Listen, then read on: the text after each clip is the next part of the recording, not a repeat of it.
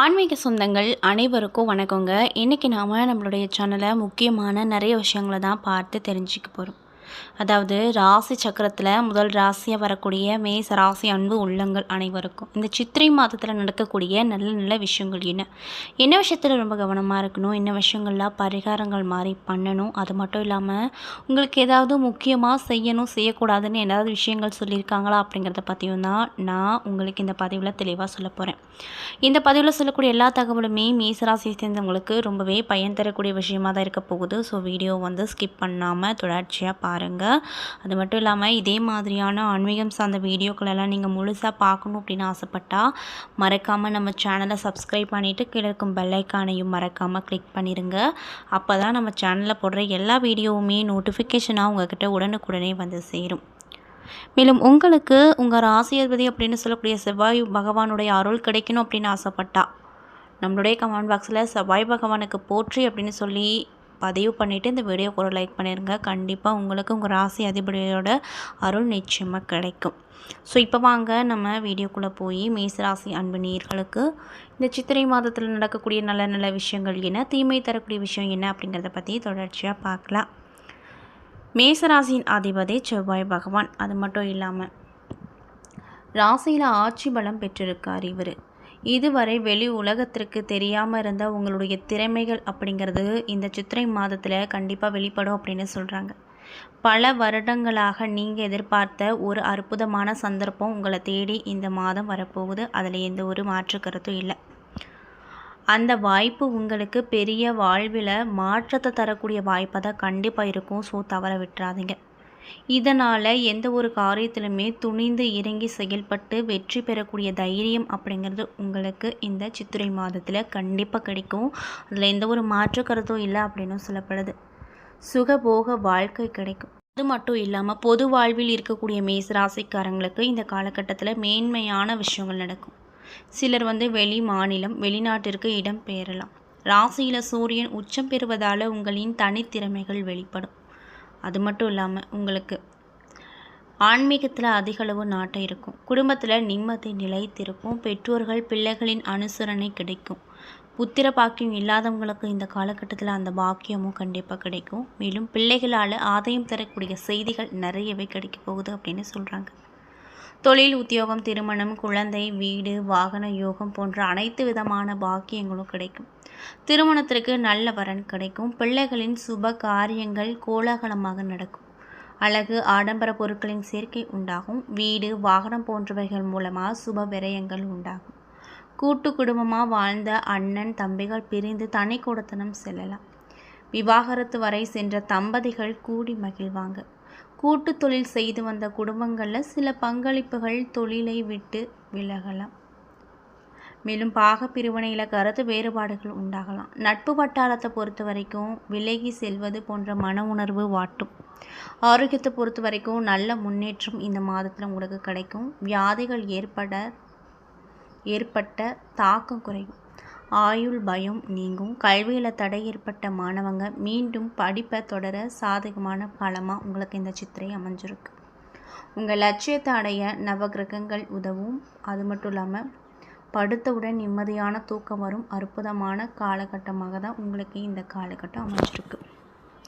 பொருளாதார ரீதியாக பார்த்தோன்னா உங்களுக்கு இந்த காலகட்டம் எப்படி இருக்க போகுதுன்னு பார்த்தீங்கன்னா, தனஸ்தான அதிபதி அப்படின்னு சொல்லக்கூடிய சுக்கிரன் உங்கள் ராசியில் சஞ்சரிப்பதால் பொருளாதாரத்தில் நல்ல மாற்றமும் ஏற்றமும் கிடைக்கும். பங்கு சந்தை, அது மட்டும் இல்லாமல் பந்தய வெற்றி, எதிர்பாராத தொழிலில் லாபம் போன்றவை அதிர்ஷ்ட மலைகளாக உங்களுக்கு கொட்டும். பொன் பொருள் சேர்க்கை அதிகரிக்கும். கடன் தொகை எதிர்பார்த்த நபர்களிடம் இருந்து கண்டிப்பாக கிடைக்கும். ஏராளமான செலவுகள் வரும். ராசி அதிபதி அப்படின்னு சொல்கிறவர் விரைய ஸ்தானத்தில் சஞ்சரிப்பதால் நம்பிக்கை இல்லாத புதிய நபர்களிடம் புதிய தொழில் ஒப்பந்தம் பணிவர்த்தனை செய்வதை தவிர்த்துக்கணும். பொருளாதார விஷயத்தை பொறுத்த வரைக்கும் ரொம்ப கவனத்தை செலுத்தி சிந்தித்து செயல்பட வேண்டும் அப்படின்னு சொல்கிறாங்க. இப்படி நீங்கள் சின்ன சின்ன விஷயமா இருந்தாலும் யோசித்து பண்ணீங்க அப்படின்னா கண்டிப்பாக செலவுகளை குறைக்க முடியும். பெண்களாக இருக்கக்கூடியவங்களுக்கு இந்த காலகட்டம் எப்படி இருக்க போகுது அப்படின்னு பார்த்தீங்கன்னா, வாழ்வின் அனைத்து இன்பங்களையும் அனுபவிக்க தேவையான வசதி வாய்ப்புகள் உங்களுக்கு கிடைக்கும். மேலும் ராகு கொடுக்கும் பண வசதியை அனுபவிக்க விடாமல் தொழில் நிம்மதியாக தம்பதிகள் ஆளுக்கு ஒரு ஊரில் அல்லது நாட்டில் வாழ வேண்டிய சூழ்நிலைகள் வரும். 5ஆம் இடத்துல கேது அப்படிங்கிறவர் உங்களுக்கு கொடுப்பார். வேலைக்கு செல்லும் பெண்களின் வாழ்வாதாரம் உயரும். பல புதிய பெண் தொழில் முனைவோர்கள் உருவாவாங்க. மட்டும் இல்லாமல் குடும்ப உறவினர்களின் ஒத்துமை உங்களுக்கு நிம்மதியை கொடுக்கும். வாழ்க்கையில் செட்டில் ஆகும் காலமாக உங்களுக்கு இந்த சித்திரை அமைஞ்சிருக்கு. பூர்வீக சொத்து, தாய் வழி சொத்து போன்றவற்றில் பாக பிரிவினை நடக்கும். ஆரோக்கியம் சீராக இருக்கும். கடன் சுமை குறையும். அறிமுகம் இல்லாத நபர்களின் நட்பை முற்றிலும் நீங்கள் தவிர்த்துக்கிறது ரொம்ப நல்லது அப்படின்னு பார்க்கப்படுது.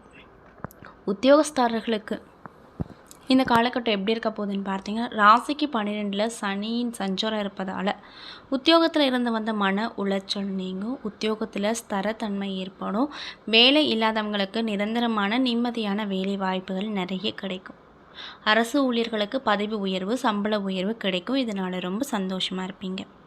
விரும்பிய இடத்திற்கு இடமாற்றம் கிடைக்கும். பணி நிரந்தரம் ஆகாதவங்களுக்கு வேலையில் பணி நிரந்தரம் இந்த காலகட்டத்தில் ஆகக்கூடிய ஒரு சூழ்நிலை வரப்போகுது. பிற இடங்களுக்கு மாற்றினாலும் உங்களுக்கு மாற்றம் கிடைக்கும். உங்கள் மேலே இருக்கும் நம்பிக்கையும் உயரும்.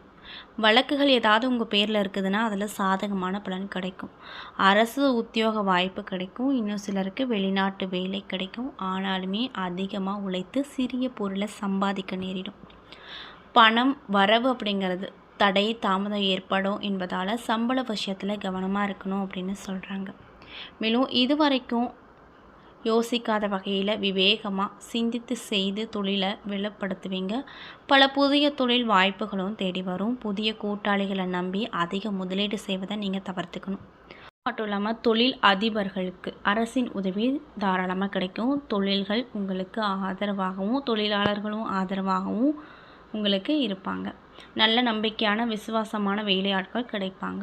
கடுமையாக உழைக்க நேரிடும். பணம் கொடுக்கல் வாங்குதலில் நிதானமாக இருங்க. தொழிலை விரிவுபடுத்துவதை தவிர்த்துக்கோங்க. தொழில் சிறப்பாக நடந்தாலுமே பெரிய லாபம் உங்கள் கையில் இருக்காது. தொழில் தொடர்பான தடபுடலான முக்கிய முடிவுகளை நீங்கள் கண்டிப்பாக எடுக்கக்கூடாது. எந்த ஒரு சின்ன விஷயமா இருந்தாலும் யோசித்து முடிவெடுக்கிறது ரொம்ப நல்லதுன்னு சொல்கிறாங்க.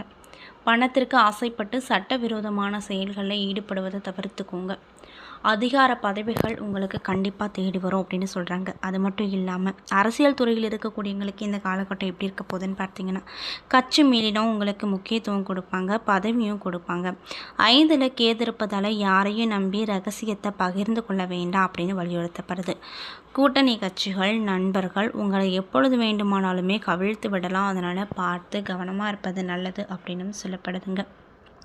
மேலும் நீங்கள் என்ன மாதிரி விஷயத்தில் ரொம்ப கவனமாக இருக்கணும்னு பார்த்தீங்கன்னா, சனி செவ்வாய் சம்பந்தம், அதாவது ராசிக்கு 12வது இடமான அயன சயன விரயஸ்தானத்தில் சனி செவ்வாய் சேர்க்கை இருப்பதால் அடிக்கடி மின் சாதனங்கள் பழுதாகி விரயத்தை உண்டாக்கும். அதிக அலைச்சல், போட்டி பொறாமைகள் அதிகமாக இருக்கும். நண்பர்கள், தொழில் கூட்டாளிகள், சம்பந்திகளிடம் நயந்து பேசுவது ரொம்ப நல்லது. தம்பதிக்குள்ள கருத்து வேறுபாடு அதிகரிக்கும். அல்லது தொழிலில் வேலைக்காக தம்பதிகள் ஓரிரு மாதம் பிரிந்து வாழ நேரிடும்.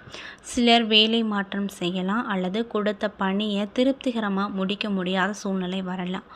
ஒரு கடன் அடைக்க மறுக்கடன் நீங்கள் வாங்குவீங்க அப்படின்னு சொல்லப்படுது. அது மட்டும் இல்லாமல் அலட்சியமாக இருந்து வேலையை இழந்து விடாதீங்க. அதனால் எந்த பணி கொடுத்தாலும் பார்த்து ஜாக்கிரதையாக இருங்க.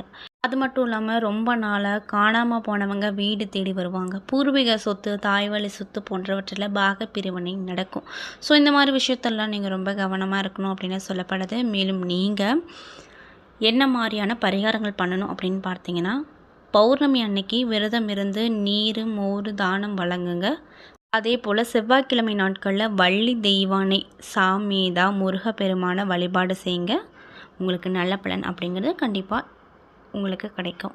என்ன நண்பர்களே, இந்த பதிவுகளில் மேசராசி அன்பு நேயர்களுக்கு இந்த சித்திரை மாதம் எப்படி இருக்க போகுது, என்னென்ன விதமான மாற்றத்தை தரப்போகுது, என்ன விஷயத்தில் கவனமாக இருக்கணும், என்னென்ன விஷயங்கள்லாம் பரிகாரங்கள் மாதிரி பண்ணணும் அப்படிங்கிறத பற்றி தெளிவாகவும் விரிவாகவும் நான் இந்த பதிவில் உங்கள்கிட்ட ஷேர் பண்ணியிருப்பேன். இந்த பதிவில் இருக்கக்கூடிய எல்லா விஷயமும் உங்களுக்கு ரொம்பவே பயன் தரக்கூடியதாக அமைஞ்சிருக்கும். ஸோ வீடியோ பிடிச்சிருந்தால் லைக் பண்ணுங்கள், ஷேர் பண்ணுங்கள், மறக்காமல் நம்ம சேனலை சப்ஸ்கிரைப் பண்ணிவிட்டு பாருங்கள். நன்றி.